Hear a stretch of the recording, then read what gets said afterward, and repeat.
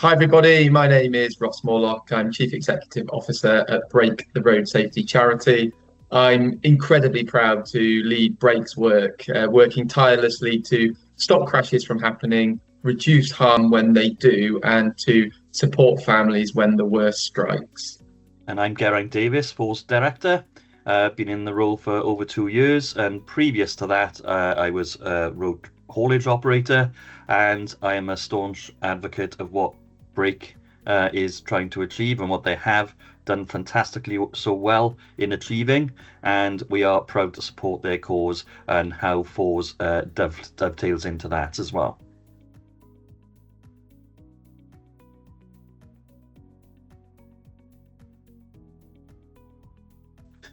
The commercial road transport sector has a huge role to play, and it's a broad church. When we're talking about the road transport sector, we could be talking about anything from cargo bikes up to vehicles in scope of STGO, mobile cranes, buses, coaches, and of course trucks and vans as well. And the operators of those vehicles have a part to play as well in making sure that those vehicles are operated in a safe manner, and that they don't pose a risk to road users, vulnerable road users in particular, and that drivers are licensed and trained, and that the operation is fit for purpose. Yeah, I always try and frame discussions like this with the reality of what's happening every day on our roads. So every day, families across the UK have their lives torn apart by road crashes. A child who doesn't come home from school, a parent who doesn't make it back from work, a friend, a colleague, a neighbour whose absence changes everything. As we've touched upon already, the Department for Transport confirmed their official road casualty figures for 2024 in September. Another almost 1,700 people lost their lives on UK roads last year, and almost 29,000 suffered serious and life-changing injuries. And why is this so important for the commercial transport sector? Well, because work-related road traffic collisions are estimated to contribute to a third of UK road deaths and a fifth of serious injuries. So that means this sector has a huge role to play in helping to reduce these numbers and, of course, in turn, helping to save lives on our roads.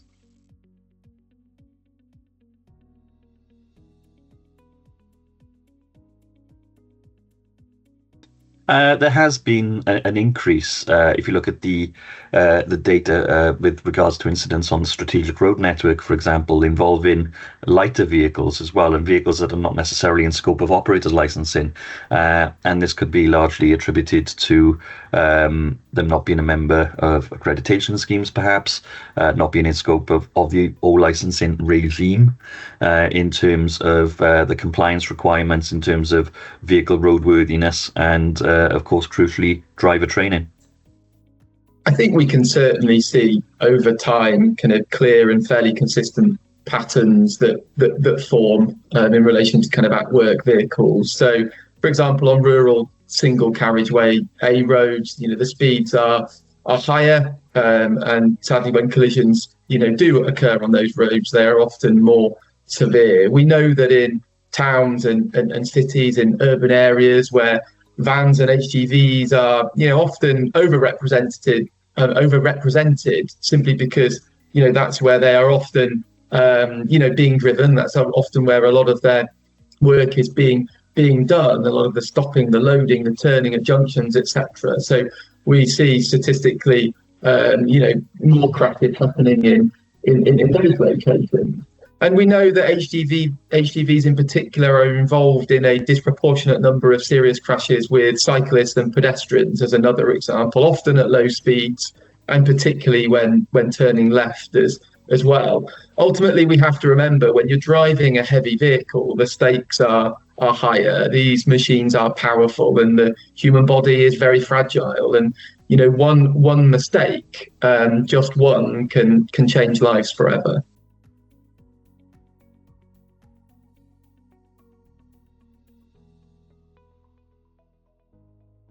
Again, coming back to the driver training aspect, the drivers needing to develop that spatial awareness.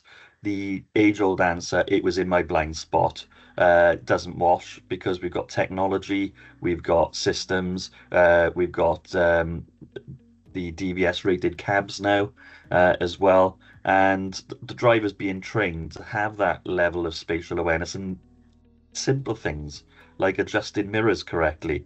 Drivers come in all sorts of shapes and sizes.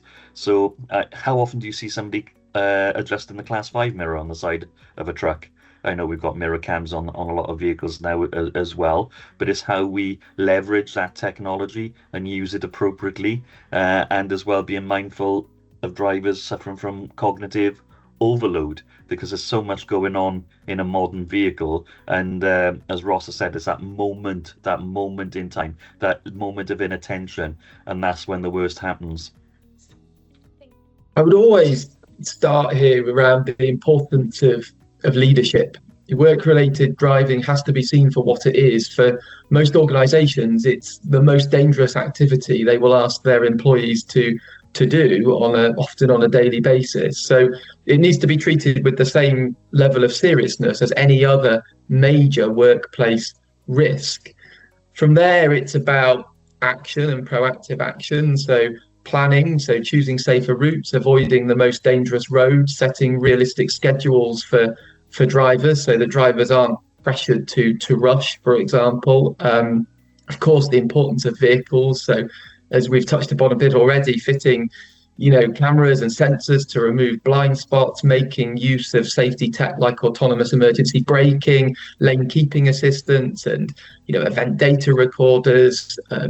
We know that safe vehicles are designed to prevent crashes, to protect people inside and outside of the vehicle if a crash does happen, and even to manage driver safety by detecting fatigue or distraction. So having the safest vehicles an organisation can have and put in place is a really important place to start. And Geraint's talked about the importance of people and training drivers on key areas, whether it's turning manoeuvres or reversing or things like fatigue management, and of course using technology, telematics, cameramatics as a positive coaching tool as well. And then beyond that, I would say, of course, a level of enforcement matters too. Now, I would encourage organisations to manage that constructively, because that feeds in very, very much to creating the right culture. But we have to use data and near miss reports to learn and change and to challenge behaviours and to direct improvements and positive changes to make risk better managed.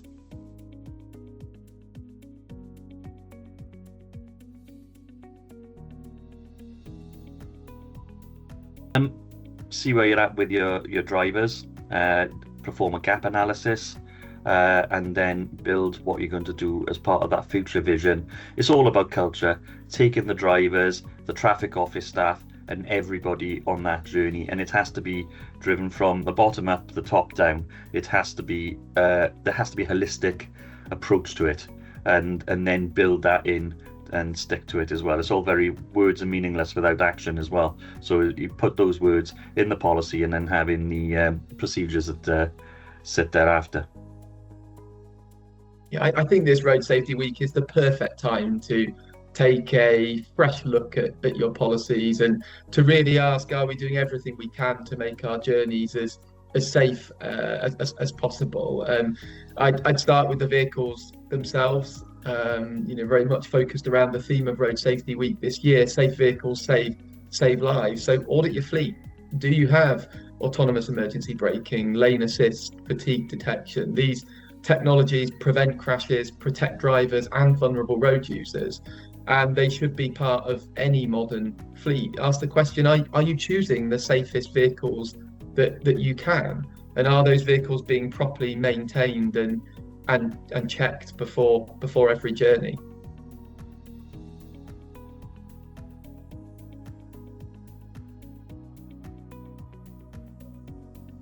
Going for the low-hanging fruit, making sure that you're taking the drivers and having that maybe a toolbox talk, having a campaign with the drivers, newsletters, e-newsletters, and things like that, just to raise the awareness. I think it's really hard to pin down just one. I might cheat a little bit here and give you two or three that I think are simple steps that could be taken this road safety week. So first of all, update your policies and procedures to make sure that your organisation is choosing the safest vehicles it can, because that choice of vehicle matters hugely when it comes to preventing crashes and protecting people if a crash does happen. Secondly, I would say help drivers understand the life-saving benefits of advanced safety technology. Help them understand the importance of the technology and the safety features that are in those vehicles. That technology only saves lives when it's switched on and when it's used properly. And then aligned with those first two points is reinforce regular vehicle safety checks before every journey. I know that's a really basic thing, and I hope many organisations and drivers are doing this already, but it's a vital safeguard, ensuring vehicles remain roadworthy, and keeping everyone who shares the road safer through that, and through doing those simple checks is such an easy thing to do, and it's such an important step to take.